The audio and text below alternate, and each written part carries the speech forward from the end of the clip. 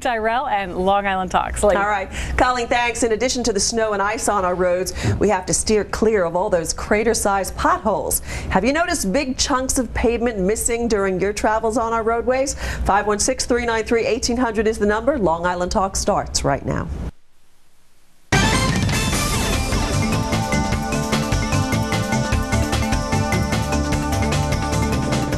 Everyone, and welcome to Long Island Talks, the show that lets you weigh in on the big stories of the day. I'm Lee Tyrell. All the snow, ice, and freezing rain we've had so far this winter is creating big problems on our roads. Pothole season is here earlier than usual. News 12 Long Island's transportation reporter Drew Scott hit the road for this story.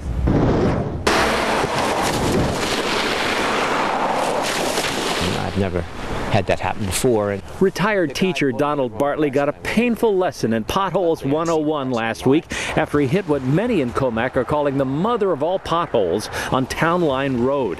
He says the hole was filled with water and he didn't see it, but it cost him 2 flat tires and $260 to repair. I had no clue, right? Just driving over the road where it seemed level. And all of a sudden, everybody in the car is shaking all over the place. This is one of the potholes that Mr. Bartlett hit. Not only is it wide and deep, but the cars have to swerve over the yellow line to avoid hitting it, endangering themselves. It's been bad this year. It's been very bad. Joe DiCiaro repaired Mr. Bartley's flats and says with all the snow and ice, he's busy and the fixes are expensive. If you hit a good enough pothole, it could cost you a lot of money? Oh yeah, oh yeah. How much possibly? I mean, it could go up into $1,000, $1,500. This is one of the worst winters we've had in many years. Smithtown Highway boss Glenn Jorgensen says his crews are putting down what he calls cold patch repairs, a temporary cold asphalt mixture until warmer weather. Yesterday's rainstorm and the freezing and thawing with the water getting into the cracks of the road, that's what causes the potholes. Nearly every village, town, and county report increases in pothole complaints. So brace yourself for a bumpy ride. On the Transportation Beat, Drew Scott, News 12, Long Island. So are potholes a big problem in your neighborhood, or has your car been damaged due to the rough roads? Call me, tell me. 516-393-1800 is the number, or you can post a comment on my Facebook page. Joining me here tonight in the studio to tell me what's going on in his town, North Hempstead Town Supervisor John Kamen, the town's highway department there responsible for the maintenance and repair of 300 miles of town roadways. Good to see you, Supervisor. Thank you so much. Now, having lost more than a few tires and rims to potholes, you never forget that feeling of how the car feels when you hit that pothole. And I hit them usually because they're filled with water, and I don't think they're as deep as they are. So how's the situation in the town of North Hempstead right now? Well, we, like everybody else, are dealing with the problem. It's a hard winter. There's a lot of snow, ice, the melting, the new snow, the new ice, and it rips up the roads. Yeah. And people hit the potholes, and of course they get angry, and a lot of times they get angry at us. You know, we're the government, and we expect it. And our job is to get out there and fill them. Yeah, so how does somebody in the town of North Hempstead let you know, or how do you know about the potholes? Right, in North Hempstead, we have a special line called 311. So anybody in the town of North Hempstead can call 311, and one of our call takers will take the call. So you won't get a recording, you'll get an actual person? Right, exactly. You get a live person, and our commitment is that we will fill that pothole within 2 business days. Oh. And it doesn't always work, but the goal is to fill it within 2 days. It's logged into a system. When it comes in through 311, it actually gets logged into the computer and then forwarded over to the highway department. They have to log it back in once they finish. So there's a system that will check how long it takes for them to fill the pothole. So how long have you been doing it this way? We started 311 about 5 years ago. The first thing I did when I came to office is institute this system. It took a couple years. It's an incredible system. We get 167,000 calls in the town of North Hempstead through 311 last year. And it doesn't have to be just potholes. Not just potholes. It could be anything. It could be a code complaint. It could be, we had 10,000 calls just for parks. So there's every kind of issue you can imagine. So how has it been going for potholes? How has it been working for the potholes over the last couple of years? It's working well. The town of North Hempstead does fill our potholes usually within 2 business days. In the winter, it's a little more difficult because we don't always have the asphalt available. This year, we've actually purchased a green asphalt machine. We actually recycle old roadway. Yeah, Elizabeth Hashagen did a story last year on this new green asphalt. Are you using that to fill potholes right now, or? We are. It's there's two types of green asphalt that we're using. One is the green asphalt, which is a fossil fuel-less mixture. So we're not using fossil fuels to make the asphalt. It's something we put in the winter. It's sturdy. It'll last through the summer, and then we'll probably replace it. It holds up through the rest of the winter? Absolutely. It's very strong.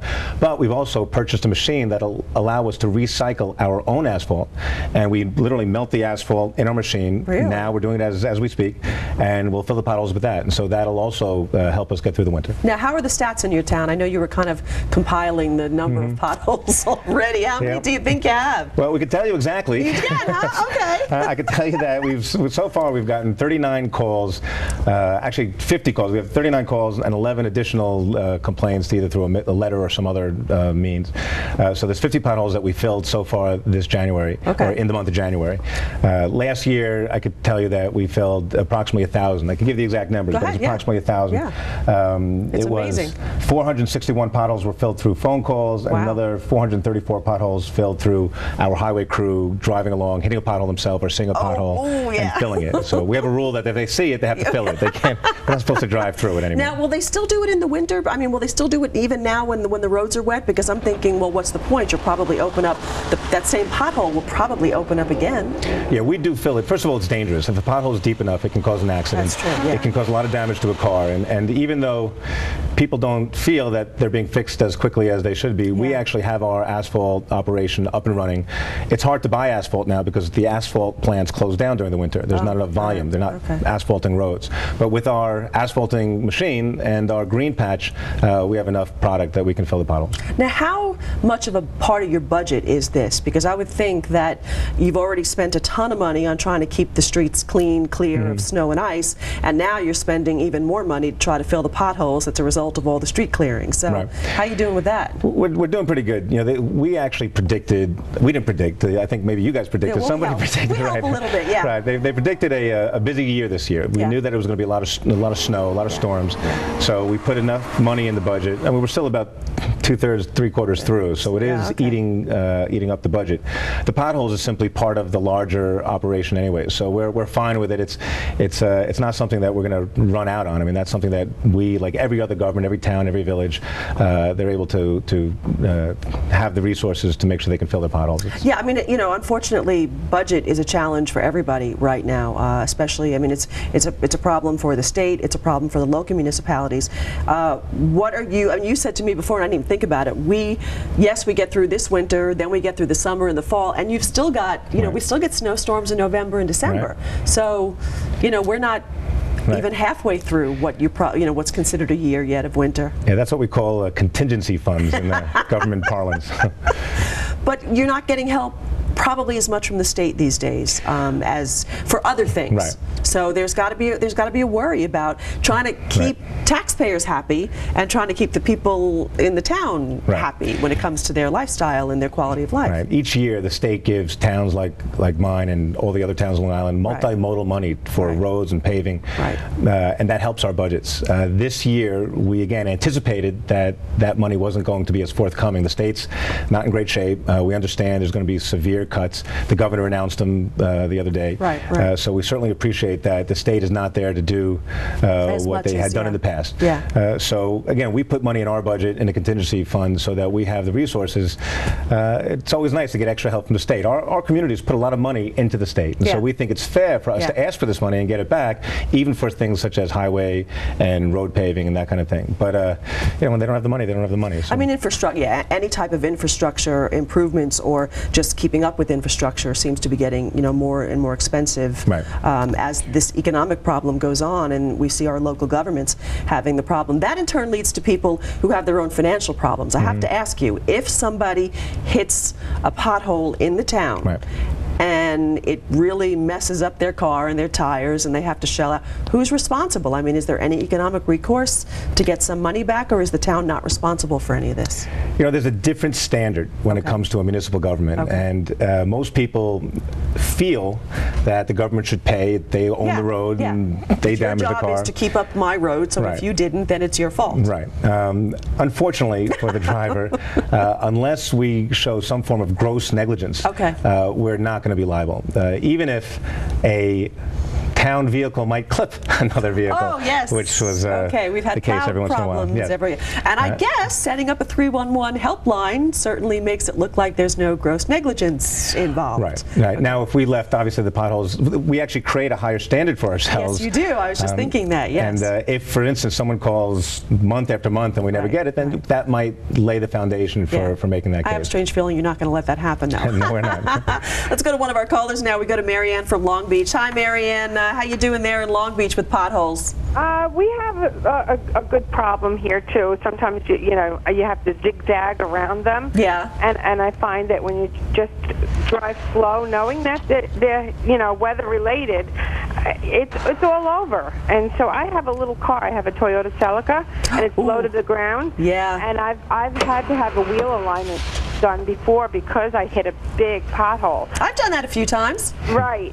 So right now I just say to myself, I know that they're there. I try to stay clear of the lanes that they're in. They seem to be in the left lane more in Long Beach. Oh, okay. How's the main drag in Long Beach? How is that as far as potholes go? It's bad. We have a lot of potholes. We do. But again, I say that it's weather related, so there's nothing you could do about it. Yeah. Well, and still a lot of piles of snow too. Oh my God, severe. It's been a fun winter, huh? Oh, it's been one heck of a winter. Yeah, a little better in Long Beach, California, I'm sure, but Long Beach, Long Island, different story altogether. Marianne, enjoy the rest of the winter. Stay safe. Thanks so much for calling in. Yeah, you don't want to definitely hit any potholes in a Toyota Celica. Let's go to Garden City. Jessica's on the line. Hi, Jessica. How is it there? Pretty bad. Okay. Where are the problem spots? Right by your house or all over? They're all over, but there's this one road that I take every day to work, and it's a merging lane, so it's kind of unavoidable. And I hit a pothole there last year. Unfortunately, I'd lost a hubcap then. This year, there's not just one, there's several of them. And with the water filled, like they were saying earlier, you That's can't how I get even hit. tell. Exactly. So there's literally like about 4 or 5, maybe even 6 of them, and you can't even avoid it because it's a merged lane. So I'm just taking it really slow, and hopefully I won't lose another hubcap, and I already got a flat from it this year again. And that's expensive, so you're just taking it in stride and saying this is just part of winter. Yeah, I'm really slow, and hopefully, it backs up the whole ramp too, because oh, that's right. Everybody else. I even forgot about the traffic part of this. Yeah, it does cause traffic. It's very, very dangerous at this one part. So. All right, Jessica, thanks so much. I appreciate the call. Okay. Let's go to John. John, are you calling from Port Washington? No, Port Jefferson. Port Jefferson. Okay, we go out to Suffolk. Hey there. What about your area? Well, I live in the village of Port Jefferson, and it seems that the village has spent millions in cosmetic updates in terms of various things. And one area that's been totally neglected over the years is our highway system, our local highways. And I personally, I gave up driving a Corvette because it was taking such a pounding, and I consider the only vehicle that can survive is a 1-ton pickup truck now. Oh, my goodness. A little tongue-in-cheek, and many people, many residents, we feel the same, that we feel that government is shortchanging us in terms of not getting their priorities in proper order. Yeah, start out with basics first, and then if we have anything left over, then let's have the row house and a few other places. And driving in Port Jefferson to begin with can be tricky because single-lane roads and a lot of twists and turns. How has the snow removal been there? We have pretty decent snow removal. That I think, as a whole, that as soon as it starts snowing, that our highway crew is out plowing and sanding. And yes, in a few places the roads have narrowed down because of snow buildup, but they do a very good job. And okay, so now they just have to go out on pothole patrol. Well, there again, it's more than pothole patrol. It's actually lack of priorities in terms of we've spent millions on a golf course and other items. And some of the basic necessities that we depend on, I think, have gone by the wayside. So. All right. John, I appreciate the information. Thank you so much. John calling in from Port Jefferson. See there, John, you don't have to worry. It's not your town, not even close. Not my county. So has your street turned into a pothole minefield, and what do you think about the way your town handles pothole repairs? 516-393-1800 is the number. We're going to take some more calls and read some Facebook posts when we come back.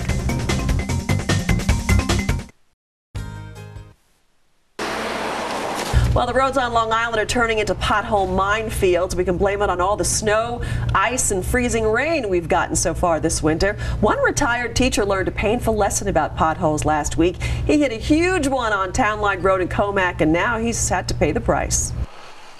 I had no clue, right? Just driving over the road where it seemed level, and all of a sudden everybody in the car shaking all over the place. If you hit a good enough pothole, it could cost you a lot of money. Oh yeah, oh yeah. How much possibly? I mean, it could go up into 1,000, 1,500. Yep, if you'd like to know who to contact if you hit a big pothole, log on to our website, news12.com, and go to Numbers and Links. Transportation reporter Drew Scott has more in his blog. We're asking how things are where you live and when you drive in your community. We go to Valley Stream. Mike is on the line. Mike's got a 16-year-old son who's out driving in all this. How's it going, Mike? Hi, Lee. How you doing? Good. Well, yeah, quick story. I have a 16-year-old who just got his junior driver's license. Good luck. I've taken him out a few times, so I try to impress upon him about the roads of Long Island in the winter. I said, son, you're a very cautious driver. You're a very good driver, but please, please, watch out for the potholes. Dad doesn't mind paying for a flat tire. Yes. But when it comes to a wheel alignment or even a broken axle, you know, if it happens, I'm going to have to put you in the passenger seat. And I've seen enough of you driving for now. So just be cautious and just watch out for all the potholes. How is it in Valley Stream? Oh, it's all over. It is, huh? Yeah. Yeah, you could break a few ankles, you know. Yeah. And you know, not only the roads, I found some of the store parking lots are really bad as well. They're bad as well too. Green Acres is bad, and it's just a, you know, it's an epidemic. It happens every season, you know. All right, Mike, thanks so much. I appreciate it. Good luck driving around Valley Stream, and tell the 16-year-old to just watch the ones with the water in them, because those are the ones that'll get you. Bill is on the line. Hi, Bill. Hi, how are you? I'm good. So, calling from where? North? I'm in Rockland Heights in the town of North Hempstead. North Hempstead. Okay, John, listen closely. Go ahead, Bill. I would just like to commend Mr. Kamen on his highway crew. There you go. Prior to the first storm, we had a little bit of a sinkhole on Elm Street in Rockland Heights. I called 311. They were out within 10 hours. And then the storms came. His highway crew was polite, courteous, and we have nothing to complain about in North Hempstead. His highway crew does a great job. All right, Bill, thank you so much. So what do you think, Supervisor? It's working, 311, huh? It does work. You know, part of it is the accountability part of it. These guys know that there's a system in place to watch what they're doing. And the truth is, most public servants in my town, other towns, they want to do the right thing. They want to fix the roads. They want to do their job well. They want to have pride in what they do. We need to give them the tools. And hopefully we've been doing that well in North Hempstead. And I'm glad to hear what we just heard. It certainly worked for Bill. So in the final 30 seconds we have, if you live in the town of North Hempstead, call 311. Yes. You tell them, somebody will answer the phone. It's not a recording. You tell them where the pothole is, and you say that in about 2 working days you'll get it fixed. Right. A screen comes on the computer. They'll ask you 10 questions. You always get the same 10 questions, where it is, anything you know about it. And within 2 days, somebody should be there filling the pothole. If you see a pothole, call us. Call 311. We want to know about it. And if you live in another town, by the way, go to news12.com, click on Numbers and Links. We'll give you some ideas of who to call. Good luck the rest of the winter, Supervisor.